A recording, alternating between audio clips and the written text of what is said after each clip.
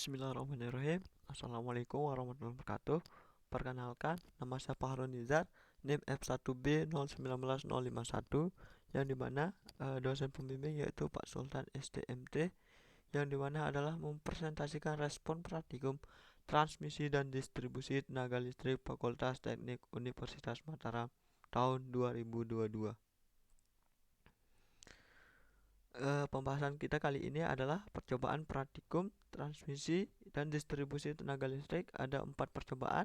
Yang pertama percobaan 1 yaitu sistem transmisi menengah dan kompensator. Yang kedua percobaan transformator 3 fasa.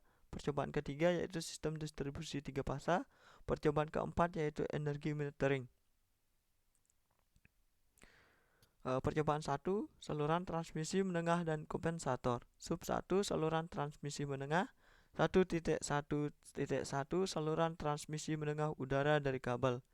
Tujuan yang pertama mengetahui model saluran transmisi udara dan kabel. Yang kedua, mengukur tegangan kirim, tegangan terima, arus kirim dan arus terima dari saluran transmisi udara dan kabel. Yang ketiga, mendapatkan konstantan transmisi konstantan A, B, C, dan D. Yang keempat, mengetahui unjuk kerja saluran transmisi menengah udara dan kabel.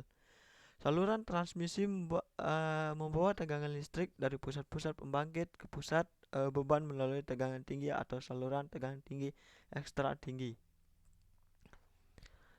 1.1.2 saluran transmisi menengah paralel untuk saluran udara. Tujuan 1. Mengetahui model saluran transmisi menengah paralel.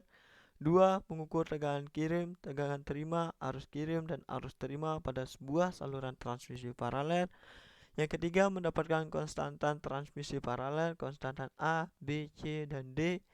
Yang keempat, mengetahui unjuk kerja saluran transmisi menengah paralel.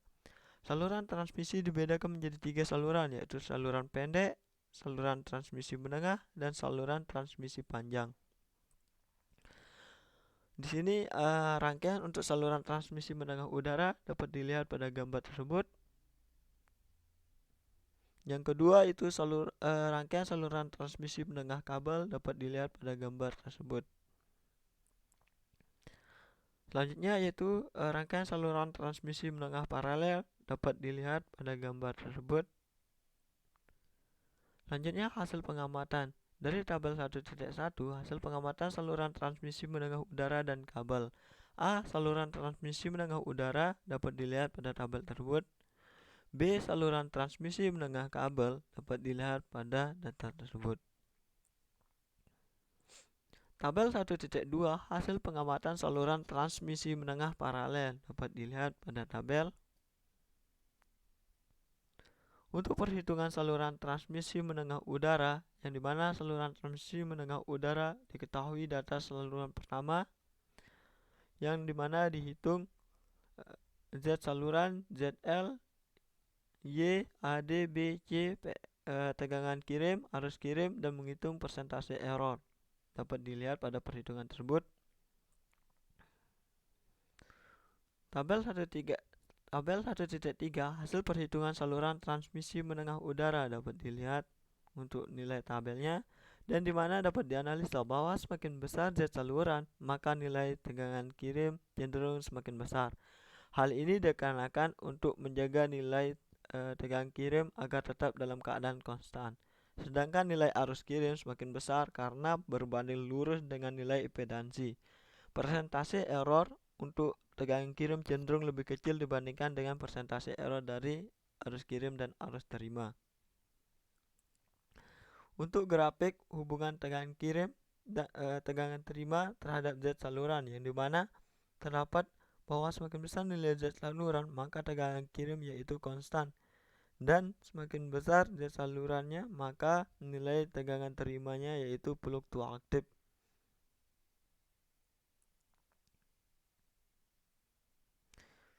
Yang kedua yaitu grafik hubungan arus kirim dan arus terima, yang dimana dapat dianalisa bahwa semakin besar nilai Z saluran maka arus kirim dan arus terimanya bersifat konstan dengan nilai pada arus kirim yaitu 0,2 ampere dan nilai pada arus terima yaitu 0,25 ampere. Di sini perhitungan saluran transmisi menengah kabel, yang dimana dapat dilihat untuk perhitungannya. Untuk tabel 1.4 hasil perhitungan saluran transmisi menengah kabel, yang dimana dapat dilihat nilai tabel untuk hasil perhitungannya, dan dapat dianalisa bahwa semakin besar nilai dari Z saluran maka didapatkan nilai dari tegangan kirim yang cenderung lebih kecil dan fluktuatif, serta nilai dari Z beban konstan dan tegangan terima juga konstan sebesar 220 volt, dan didapatkan nilai dari arus kirim dan arus terima yang yaitu fluktuatif, di mana persentase error dari tegangan kirim didapatkan lebih kecil dari persentase error dari arus kirim dan arus terima. Grafik hubungan tegangan kirim dan tegangan terima, yang dimana dapat dianalisa bahwa sebelah kiri saya dapat dianalisa bahwa terhadap Z, tegangan kirim terhadap Z saluran bernilai konstan sebesar 220 volt, sedangkan untuk tegangan terima akan berbanding terbalik dengan Z saluran, di mana semakin besar nilai Z saluran maka nilai dari tegangan terima akan semakin menurun. Dapat untuk grafik yang kedua yaitu hubungan tegangan kirim dan tegangan terima, yang dimana dapat dianalisa bahwa semakin besar nilai dari Z saluran maka nilai dari arus kirim akan bersifat konstan, sedangkan untuk arus terima terhadap Z saluran akan bersifat fluktuatif. Untuk perhitungan saluran transmisi menengah paralel dapat dilihat dengan pada slide tersebut untuk perhitungan dari transmisi menengah paralel. Tabel 1.5 hasil perhitungan saluran transmisi menengah paralel dapat dilihat pada tabel, yang dimana dapat dianalisa bahwa semakin kecil nilai dari Z saluran maka nilai dari Fs tegangan kirim fluktuatif dan cenderung lebih besar. Namun nilai arus kirim yang dihasilkan cenderung mendekati nilai yang lain atau hampir konstan. Sedangkan pada persentase error, tegangan kirim dan arus kirim semakin besar dan fluktuatif dikarenakan alat yang digunakan kurang presisi, sesuai dengan persamaan di bawah ini. Grafik hubungan tegangan kirim dan tegangan terima, yang dimana dapat dianalisa bahwa semakin besar nilai pada Z saluran maka tegangan kirim besar bersifat fluktuatif dan tegangan terimanya bersifat konstan. Dan di sini juga dapat dilihat grafik hubungan arus kirim dan arus terima, yang dimana arus kirimnya bersifat konstan yaitu 0,24 dan arus terimanya bersifat konstan yaitu 0,26. Kesimpulannya, yang pertama saluran transmisi menengah udara. Yang pertama, arus kirim yang dihasilkan dalam percobaan ini nilainya lebih besar daripada nilai arus terima. Hal ini sesuai dengan persamaan. Yang ke B, dengan penyaluran Z beban konstan dan Z saluran diperbesar, maka diperoleh arus kirim hitung yang relatif konstan, sedangkan arus terima hitung bersifat fluktuatif yang nilainya hampir konstan. Yang kedua, saluran transmisi menengah kabel. A. Semakin besar Z saluran yang digunakan, maka diperoleh tegangan kirim yang fluktuatif, sedangkan tegangan tegangan kirimnya bersifat konstan. Yang ke B, semakin besar Z saluran yang digunakan, maka tegangan kirimnya bersifat konstan dan arus kirimnya bersifat fluktuatif. Yang ketiga, saluran transmisi menengah paralel. A. Semakin besar Z saluran yang digunakan, maka nilai dari tegangan kirim bersifat fluktuatif yang hampir konstan, sedangkan nilai dari tegangan terima bersifat konstan. Yang ke B, semakin besar Z saluran yang digunakan, maka diperoleh nilai dari arus kirim dan arus terima yaitu bersifat konstan. Sub 2 yaitu kompensasi kompensator. Tujuan 1. Mengetahui model dan cara pemasangan kompensator.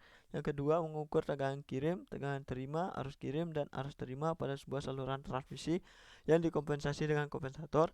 Yang ketiga, mendapatkan kompensasi kompensator terbaik untuk perbaikan unjuk kerja saluran transmisi menengah. Kompensasi adalah upaya perbaikan tegangan pada saluran transmisi dengan memasukkan kapasitor. Ada dua jenis, yaitu kompensasi reaktor shunt dan kompensasi seri. Dapat dilihat rangkaian untuk saluran transmisi dengan kompensasi reaktor paralel, dan di mana terdapat tabel 1.7 hasil pengamatan kompensasi kapasitor bank seri, dan terdapat tabel 1.7 hasil pengamatan kompensasi kapasitor bank paralel. 1.8 hasil pengamatan kompensasi reaktor paralel dapat dilihat pada tabel. Untuk perhitungan kompensasi bank seri dapat dilihat pada slide untuk perhitungan dari kompensasi bank seri. Kemudian 1.9 hasil perhitungan kompensasi kapasitor bank seri dapat dilihat nilai pada tabel, yang dimana dapat dianalisa bahwa semakin kecil nilai dari Z saluran maka didapatkan nilai dari tegangan kirim semakin besar, serta nilai dari Z beban dan tegangan kirim bernilai konstan, dimana Z beban konstan sesuai dengan persamaan ZL sama dengan RL sama dengan JXL min XC. Didapatkan persentase error dari tegangan kirim lebih besar daripada persentase error yang didapatkan pada arus kirim dan arus terima. Grafik hubungan tegangan kirim dan tegangan terima terhadap kompensasi kapasitor seri, yang dimana tegangan terimanya bernilai konstan yaitu 220 dan tegangan terimanya bernilai konstan, tegangan kirimnya bernilai fluktuatif. Dan di sini yang grafik kedua yaitu arus kirim dan arus terima terhadap kompensasi kapasitor seri, yang dimana nilai arus kirim dan arus terimanya bernilai fluktuatif. Untuk perhitungan kompensasi bank paralel dapat dilihat pada slide untuk perhitungannya. Untuk tabel 1.10 hasil perhitungan kompensasi kapasitor bank paralel, yang dimana nilai dari perhitungan tersebut dapat dilihat pada tabel dan dapat dianalisis bahwa Z saluran semakin besar maka nilai dari tegangan kirim cenderung semakin besar dan fluktuatif, serta nilai dari Z beban dari tegangan terima bersifat konstan, di mana Z beban konstan sesuai persamaan ZL sama dengan RL plus JXL garing 2 1 per JWC, di mana dapatkan persentase error tegangan kirim cenderung lebih kecil ketimbang persentase dari arus kirim dan arus terima.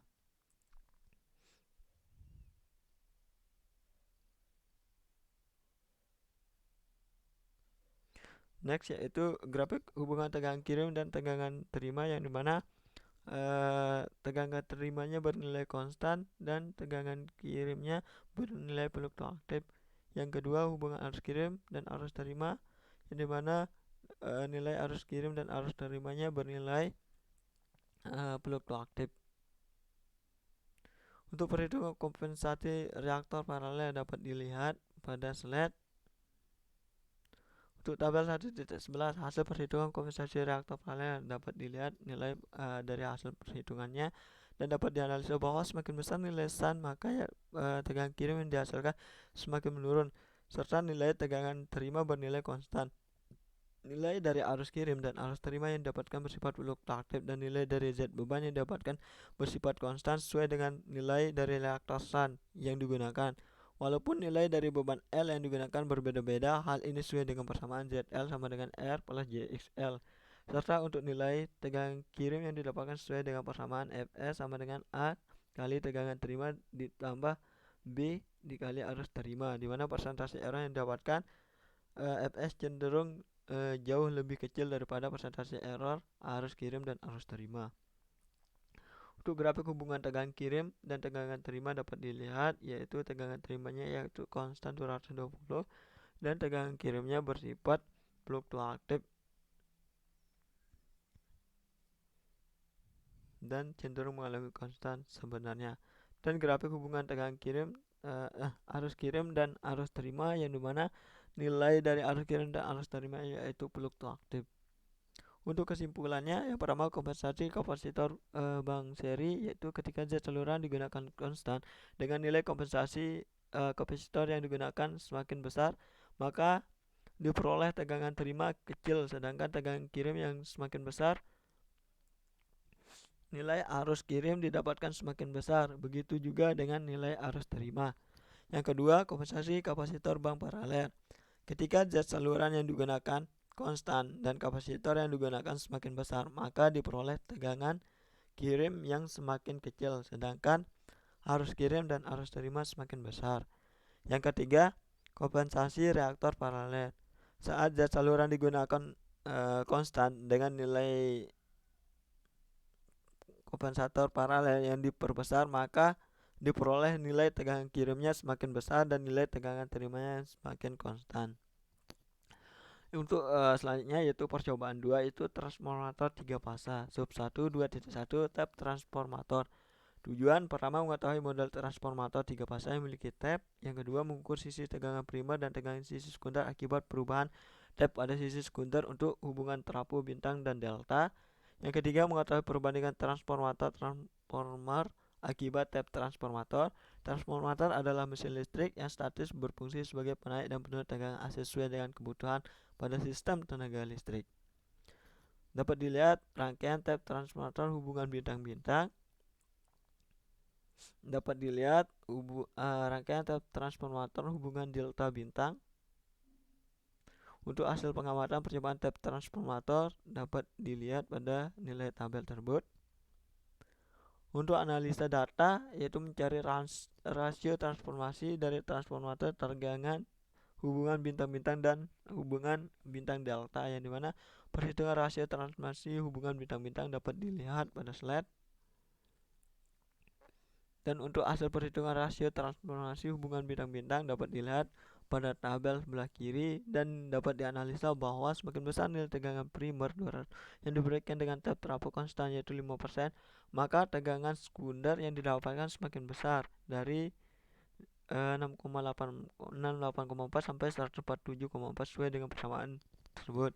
Dan ketika nilai tegangan primer konstan yaitu 100 volt dan nilai tap trafo dikirim dari 5% sampai maka akan menghasilkan nilai tegangan sekunder yang semakin mengecil. Hal ini disebabkan bahwa masing-masing tap memiliki kumparan yang berbeda-beda. Ketika nilai primer semakin besar, maka nilai tap trafo yang sama yaitu 5%, maka rasio transformasi diperoleh cenderung fluktuatif, yang dimana seharusnya didapat nilai transformasi yang konstan. Hal ini disebabkan oleh presisi alat atau kesalahan dalam pengambilan data sesuai dengan persamaan. Untuk grafik hubungan tegangan primer dengan tap trafo hubung bintang-bintang, yang dimana dapat dianalisa bahwa ketika tegangan primer semakin besar sampai dengan 220, maka tegangan sekunder FR yang didapatkan semakin besar. Hal ini menunjukkan tegangan primer berbanding lurus dengan tegangan sekunder, dan dapat dilihat pada saat tap trafo yang digunakan semakin menurun 5% sampai min 15%, maka tegangan sekunder yang dihasilkan akan semakin mengecil. Dan di sini grafik hubungan tegangan primer dengan rasio transformasi hubungan bintang-bintang, yang dimana dapat dianalisa bahwa tegangan primer semakin besar sampai 220, maka didapatkan nilai rasio transformasi yang cenderung fluktuatif, dimana seharusnya nilai transformasi yang didapatkan semakin besar karena rasio transformasi merupakan perbandingan antara tegangan primer dan tegangan sekunder. Dapat dilihat pada rumusnya. Untuk analisa rasio transformasi dari hubung bintang-bintang dan bintang delta, yaitu perhitungan rasio transformasi hubung bintang-bintang, dapat dilihat pada slide. Nah, untuk hasil perhitungan rasio transformasi hubungan delta bintang dapat dilihat untuk nilainya pada tabel, dan dapat dianalisa bahwa semakin besar nilai tegangan primer yang diberikan dengan tap trafo yaitu 5%, maka tegangan sekunder yang didapatkan semakin besar. Ketika nilai tegangan primer konstan yaitu 100 volt dan nilai tap trafo semakin menurun, akan menghasilkan nilai tegangan sekunder yang semakin mengecil. Ketika nilai tegangan primer semakin besar dari 100 volt sampai 200 volt dengan nilai tap trafo yang sama diperoleh, maka rasio transformasi diperoleh fluktuatif, di mana seharusnya didapatkan nilai rasio transformasi yang konstan. Hal ini sesuai dengan persamaan, dimana selanjutnya itu grafik hubungan tegangan primer dan tap trafo hubung, dimana sampai dengan yang diberikan maka tegangan sekunder yang dihasilkan semakin menurun. Hal ini menunjukkan tegangan primer dan tegangan sekunder berbanding lurus sesuai dengan persamaan. Selanjutnya grafik hubungan tegangan primer dengan rasio transformasi hubungan delta bintang, yang dimana dapat diketahui bahwa semakin besar tegangan primer dari 100 volt sampai 200 diberikan, maka didapatkan rasio transformasi yang semakin besar. Dan ketika tap trafo yang diberikan 5% sampai min 5%, maka didapatkan nilai transformasi yang semakin besar sesuai dengan persamaan. Untuk kesimpulan, pada hubung bintang-bintang dan hubung delta bintang menggunakan trafo 3 fase 1x3 dengan tap trafo yang diberikan semakin kecil dengan tegangan primer semakin besar, maka didapatkan tegangan sekunder yang semakin kecil, dan pada pengambilan data yang didapatkan adalah nilainya fluktuatif. Hal ini terjadi karena presisi alat. Yang kedua, pada hubungan bintang-bintang dan hubung delta bintang, di mana semakin kecil tahap yang diukur dengan nilai tegangan primer di atas sama, maka didapatkan rasio transformasi semakin besar. Hal ini dikarenakan perbandingan antara tegangan primer dengan tegangan sekunder semakin jauh. Yang ketiga, tegangan sekunder yang dihasilkan pada tahap terapu hubungan delta bintang lebih besar dibandingkan dengan tegangan sekunder pada terapu hubungan bintang-bintang. Hal ini sesuai dengan persamaan. Untuk sub 2, transformasi transformator 3 fasa. Tujuan yang pertama mengetahui konstruksi transformator 3 fasa 1x3 dan 3x1, mengukur tegangan primer, tegangan sekunder, arus primer, arus sekunder, daya sisi primer dan daya sisi sekunder. Yang ketiga, mengetahui efisiensi transformator 3 fasa 1x3 dan 3x1. Pada prinsipnya, metode merangkai belitan di sisi primer dan sekunder dikenal dengan 3 cara, yaitu terapu 3 fasa hubung bintang-bintang, hubung delta-delta, dan hubung bintang-delta. Dapat dilihat untuk rangkaian transformasi transformator 1x3 hubung bintang-bintang sebelah kiri, dan untuk rangkaian transformator 1x3 hubungan bintang-delta sebelah kanan.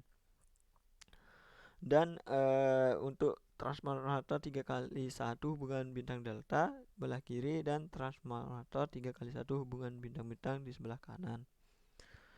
Hasil pengamatan percobaan transformator hubungan bintang-bintang dapat dilihat, dan tabel 2.5 hasil pengamatan percobaan transformator hubungan bintang-delta dapat dilihat pada tabel. Untuk perhitungan efisiensi terapu bintang-bintang, yaitu terapu 1x3 dan terapu 3x1, sehingga diperoleh hasil perhitungan transformasi hubungan bintang-bintang, di mana dapat dianalisa bahwa efisiensi terapu 1x3 lebih besar dibandingkan efisiensi terapu 3x1. Hal ini disebabkan oleh P in dan P out pada terapu 1x3 lebih besar dibandingkan pada terapu 3x1. Ketika terapu 1x3 diberikan beban reaktif yang tetap sebesar 900 dan beban induktif yang bervariasi, sehingga diperoleh nilai efisiensi semakin meningkat, akan tapi dapat diperoleh yaitu fluktuatif, di mana seharusnya nilainya meningkat. Hal ini dikarenakan kenaikan beban induktif yang mempengaruhi efisiensi terapu. Pada terapu 3x1 diberikan beban reaktif yang bernilai konstan dan induktif yang bervariasi, maka nilai efisiensi didapatkan pada data di atas adalah reaktif, di mana seharusnya nilai efisiensinya itu meningkat seiring bertambahnya beban. Untuk perhitungan efisiensi terapu bintang delta, yaitu terapu 1x3 dan terapu 3x1, dapat dilihat pada slide.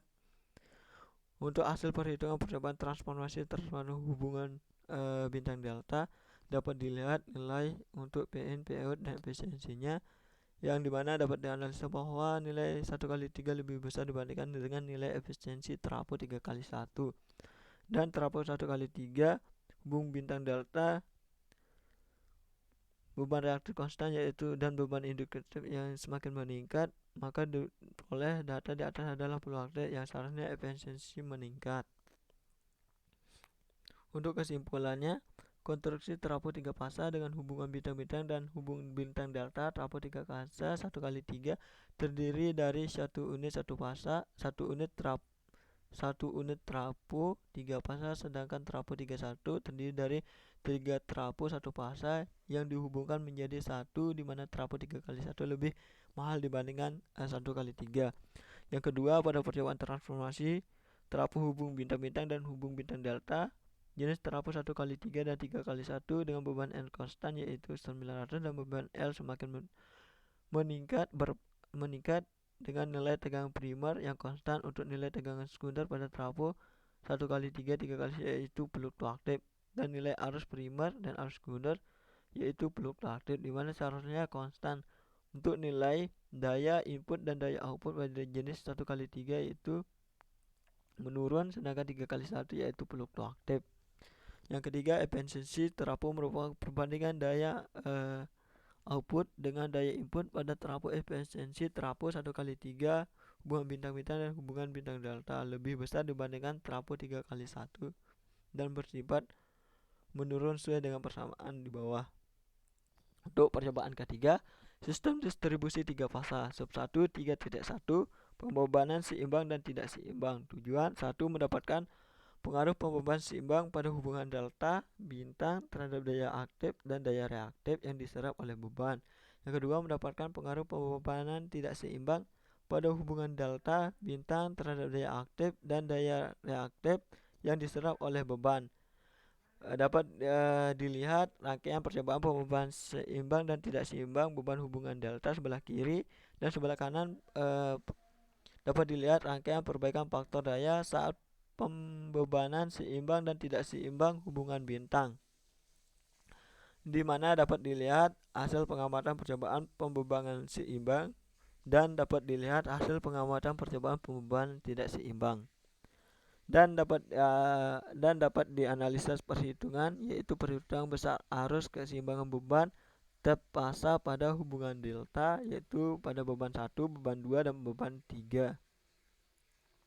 Dan kedua, analisa perhitungan besar arus keseimbangan beban terpaksa pada hubungan bintang dapat dilihat. Selanjutnya, analisa perhitungan besar arus ketidakseimbangan beban terpaksa hubungan delta dapat dilihat. Dan selanjutnya, analisa perhitungan besar arus ketidakseimbangan beban terpaksa pada hubungan bintang dapat dilihat. Untuk tabel 3.3, pengaruh perubahan seimbang hubungan delta dan bintang terhadap daya aktif dan reaktif, yang dimana dapat dilihat pada tabel untuk nilainya, yang dimana dapat dianalisa bahwa daya aktif pada hubungan delta bintang semakin kecil seiring bertambahnya beban L dan daya reaktif yang didapatkan peluk-peluk aktif. Dan tabel 3.4, pengaruh perubahan tidak keseimbangan hubungan delta bintang terhadap daya aktif reaktif, bahwa hubungan delta bintang mengakibatkan daya aktif dan reaktif yang dihasilkan peluk-peluk aktif. Apabila beban yang diberikan semakin besar, maka dihasilkan semakin kecil, maka daya yang dihasilkan semakin kecil. Dapat dilihat pada tabel 3.5, dianalisa bahwa ketika beban yang diberikan semakin besar, maka nilai daya yang dihasilkan semakin kecil, dikarenakan arus yang mengalir akan semakin kecil. Yang selanjutnya, tabel sebelah kanan yaitu 3.6, dapat dianalisa bahwa ketika pemberian beban yang bervariasi, maka menghasilkan daya aktif yang peluk-peluk aktif. Ketika beban yang diberikan semakin besar, maka daya yang dihasilkan semakin kecil. Untuk tabel selanjutnya 3.7, dapat dianalisa bahwa ketika beban yang diberikan semakin besar mengakibat arus pada terpaksa semakin kecil pada hubungan bintang maupun delta, sehingga nilai arus keseimbangan yang didapatkan semakin meningkat pada hubungan delta, sedangkan pada hubungan bintang didapatkan arus keseimbangan yang fluktuatif dikarenakan selisih antara konstantan A, B, dan C memiliki selisih yang fluktuatif juga. Untuk tabel 3.8 dapat dianalisa bahwa nilai arus ketidakseimbangan pada hubungan delta yaitu bernilai fluktuatif, yang dimana beban terpaksa RST berbeda-beda. Ketika nilai beban yang diberikan semakin besar, maka arus yang dihasilkan semakin kecil. Dimana juga tabel selanjutnya yaitu grafik perbandingan hubungan pada ini dapat dianalisa bahwa ketika semakin besar, maka arus yang didapatkan akan semakin kecil. Yang di sini juga hubungan deltanya semakin besar dan hubungan bintangnya yaitu konstan. Di sini juga dapat dianalisa bahwa hubungan deltanya yaitu fluktuatif yang didapatkan pada grafik tersebut, dan hubungan bintangnya juga didapatkan fluktuatif. Dan di sini juga dapat dilihat bahwa nilai daya aktif dan daya reaktif pada beban tidak seimbang bintang delta bernilai fluktuatif, yang dimana seharusnya bernilai kecil. Untuk kesimpulannya, pengaruh pembebanan seimbang pada hubungan delta bintang terhadap daya aktif dan daya reaktif. Pada hubungan delta, daya aktif dan reaktif dipengaruhi oleh nilai beban yang diberikan, di mana beban mempengaruhi arus yang mengalir pada tiap fase yang dikarenakan arus berbanding lurus dengan daya. Yang B, pada hubungan bintang, daya aktif dan daya reaktif dipengaruhi oleh penambahan beban yang mengakibatkan arus yang mengalir akan semakin kecil, sehingga daya aktif dan daya reaktif juga akan dipengaruhi oleh perubahan beban. Yang kedua, pengaruh pembebanan tidak seimbang pada hubungan delta dan bintang terhadap daya aktif dan daya reaktif. A. Pada hubungan delta, daya aktif dan daya reaktif dihasilkan akan bervariasi dikarenakan beban yang digunakan tidak seimbang atau berbeda. Trafo fasa nilai beban yang dan menghasilkan arus yang kecil sehingga daya yang dihasilkan akan semakin mengecil.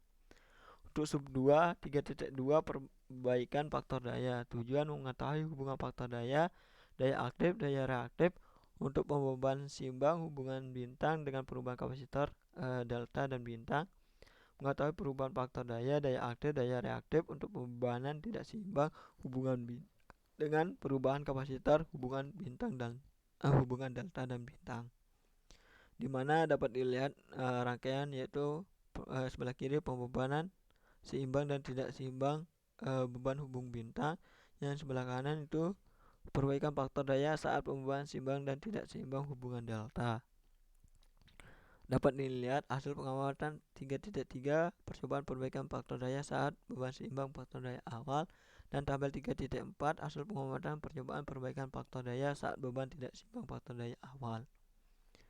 Di mana dapat dianalisa bahwa untuk beban seimbang hubungan delta dan bintang, nilai cos alpha bernilai konstan baik itu hubungan bintang maupun delta seiring dengan bertambahnya nilai kapasitor, di mana pada percobaan ini belum terbukti bahwa fungsi dari kapasitor untuk memperbaiki faktor daya.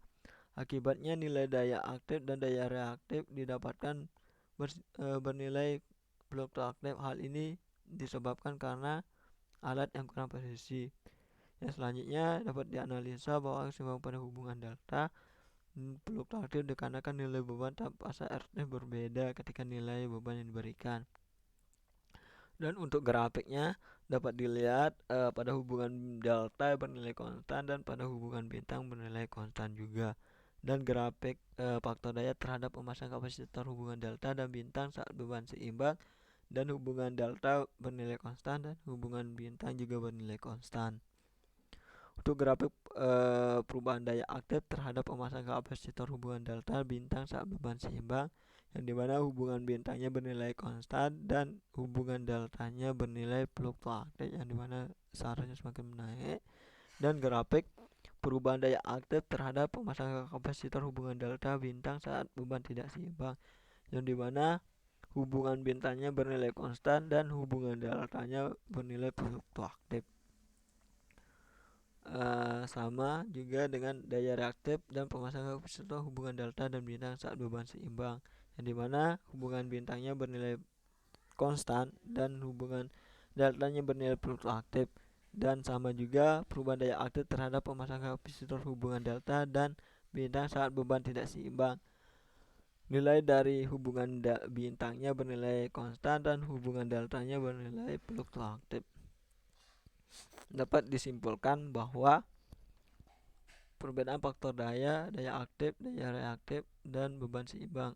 Pada hubungan delta, faktor daya memiliki nilai yang konstan seiring dengan pertambahan nilai kapasitor, sedangkan nilai daya aktif dan reaktif yang didapatkan bernilai fluktuatif.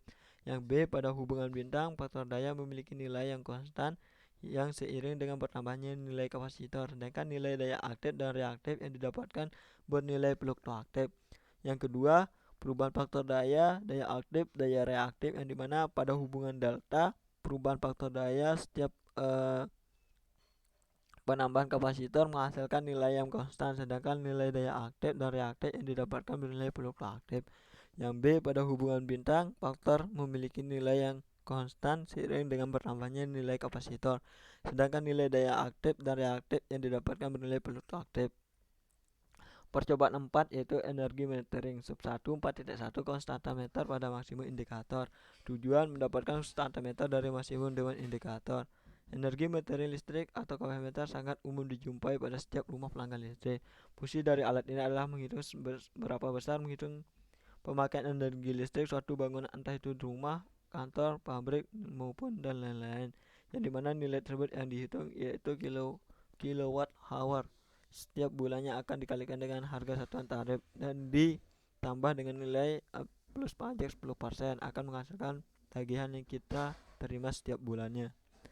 Untuk rangkaian konstanta meter pada maksimum demand indikator dapat dilihat pada gambar. Untuk hasil pengamatan konstanta meter dari maksimum demand indikator dapat dilihat pada tabel. Untuk analisa hasil pengamatan yang dimana ini adalah menghitung waktu putaran piring per jam, konstanta meter, dan persentase error. Untuk hasil perhitungan konstanta meter, hitung dan persentase error yang dapat dilihat pada tabel bahwa beban yang di atas semakin kecil dari 800 ohm dan tegangan suplai konstan menghasilkan daya ukur yang semakin meningkat. Begitu juga dengan arus. Hal ini dikarenakan semakin kecil beban maka arus yang mengalir semakin besar sesuai dengan persamaan, di mana daya berbanding lurus dengan arus sedangkan arus berbanding terbalik dengan beban. Untuk grafik perbandingan CM ukur dan CM hitung terhadap perubahan nilai yang dimana dapat dianalisa bahwa nilai CM hitung yang didapatkan fluktuatif. Hal tersebut dipengaruhi oleh daya yang terukur dan waktu putaran piring maksimum demand indikator untuk mencapai satu putaran berbanding terbalik dengan nilai CM ukur yang konstan. Grafik perbandingan arus terhadap perubahan nilai beban yang dimana dapat dianalisa ketika nilai beban di atas semakin kecil maka nilai arus yang mengalir semakin besar. Hal ini dikarenakan nilai arus ini berbanding terbalik dengan nilai beban sesuai dengan persamaan I sama dengan P per R. Untuk grafik hubungan waktu putaran terhadap nilai beban dapat dianalisa bahwa putaran piring semakin cepat diakibatkan nilai beban semakin kecil. Hal ini karena semakin kecil beban maka arus yang mengalir akan semakin besar. Berdasarkan dapat gambar 4.5 dapat dianalisa bahwa saat nilai beban di atas semakin kecil menghasilkan daya yang semakin besar. Hal ini dikarenakan semakin kecil beban maka arus yang mengalir semakin besar sesuai dengan persamaan di bawah. Untuk kesimpulan, nilai konstanta meter dari maksimum indikator dapat ditentukan melalui pengaruh daya dan jumlah waktu yang dibutuhkan dalam satu putaran sesuai dengan persamaan Cm sama dengan 1 per daya kali waktu. Untuk sub 2 4.2 konstanta meter pada kWh meter dan kV meter. 1. Mendapatkan konstanta meter dari kWh meter dan kV meter. kWh meter adalah yang digunakan oleh PLN untuk menghitung besar pemakaian daya listrik oleh konsumen. Alat ini sangat umum dijumpai di masyarakat. Bagian utama sebuah kWh meter adalah kumparan tegangan, kumparan arus, piringan aluminium, magnet, dan geseran mekanik yang mencatat jumlah putaran piringan aluminium. Selanjutnya, rangkaian konstanta meter pada kWh dan kV meter. Hanya hasil pengamatan dapat dilihat pada konstanta meter dari kWh meter dan kV meter dapat dilihat pada tabel. Untuk analisa hasil pengamatan, yang dimana menghitung konstanta kWh meter dan menghitung konstanta kV meter, dapat dianalisa bahwa saat diberikan beban resistif dengan nilai yang semakin kecil diperoleh nilai arus yang semakin besar. Artinya nilai beban berbanding terbalik terhadap arus sesuai dengan persamaan. Didapatkan juga nilai daya yang semakin besar akibat kurangnya beban dan kecepatan piring semakin cepat yang menyebabkan waktu untuk mencapai satu putaran semakin cepat. Nilai konstanta meter pada kWh dan kV meter diketahui bersifat konstan. Sedangkan untuk konstanta hitung yang didapatkan fluktuatif dan mendekat konstanta ukur pada kWh maupun kV meter. Untuk grafik perbandingan waktu putaran kWh meter dan kV meter terhadap perubahan nilai beban, yang dimana kWh meter akan semakin singkat. Hal ini dikarenakan semakin kecil beban maka arus yang mengalir akan semakin besar sehingga mengakibatkan putaran piring akan semakin cepat. Yang selanjutnya, grafik perbandingan konstanta hitung dengan konstanta ukur pada kWh meter terhadap perubahan nilai beban.